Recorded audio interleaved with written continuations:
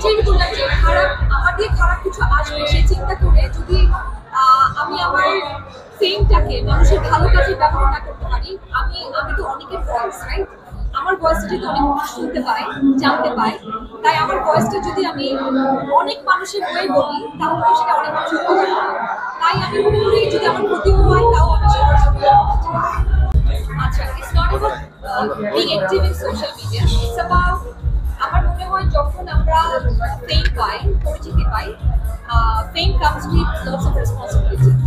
তো social issues নিয়ে যদি আমরা চুপ করে থাকি, যারা মানুষের কাছ থেকে ভালোবাসা পেয়েছে বা অ্যাটেনশন পেয়েছে, তারা যদি শুধুমাত্র নিজের কাজ নিয়েই থাকে, শুধুমাত্র নিজে খেলাম দিলাম, ভালো ভালো কাজ করলাম, চলে গেলাম, আসলে এটা আমার মনে হয় সামথিং আমি এগ্রি করি না।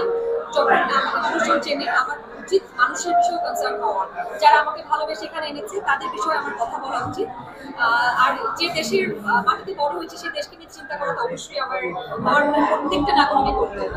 আমি যেহেতু দেশের সিভিল জনগণ, একজন সাধারণ জনগণ, সেই হিসেবে আমি দেশের বিভিন্ন নর্মস, সোশ্যাল বিভিন্ন নর্মস নিয়ে কথা বলতে পছন্দ করি।